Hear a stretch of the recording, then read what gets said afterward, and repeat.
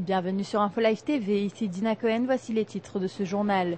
Une trêve à long terme entre Israël et le Hamas ne peut être exécutée actuellement. C'est ce qu'a affirmé le porte-parole du mouvement islamique Mahmoud Al-Zahar à Gaza ce dimanche. Selon lui, la proposition pour une trêve sur 20 ans n'a pas été annulée, mais il n'y a aucun interlocuteur de l'autre côté pour discuter de cet accord. Le dernier chef spirituel du Hamas, Ahmed Yassin, avait affirmé être prêt pour une trêve prolongée avec Israël, à condition que les Israéliens se retirent de tous les territoires conquis lors de la guerre de 1967. Les déclarations d'Al-Zahar surviennent une journée seulement après les propos du Premier ministre du Hamas, Ismaël Haniyeh. Celui-ci avait également affirmé que le Hamas accepterait un État selon les frontières d'avant 1967.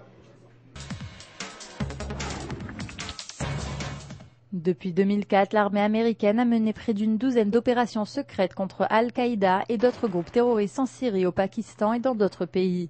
Le New York Times a rapporté ces faits, citant des responsables américains anonymes.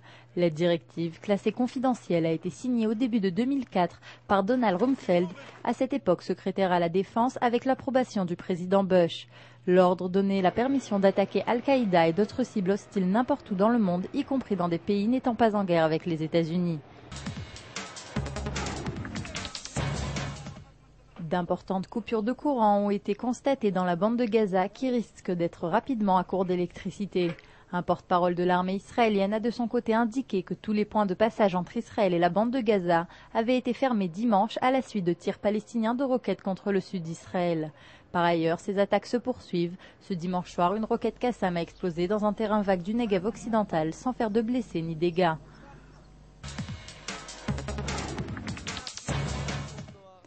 Demain, mardi 11 novembre, se tiendra dans la capitale ainsi que dans toutes les villes d'Israël un vote décisif qui désignera qui seront les prochains maires d'Israël.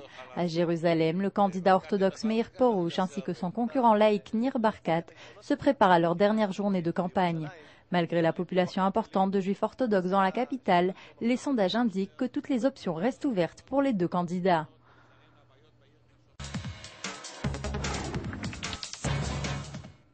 Un événement particulier prévu au Parlement européen à Bruxelles ce lundi afin de promouvoir la tolérance entre les peuples sur l'ensemble du continent européen. Plusieurs représentants de pays arabes sont attendus à cette rencontre.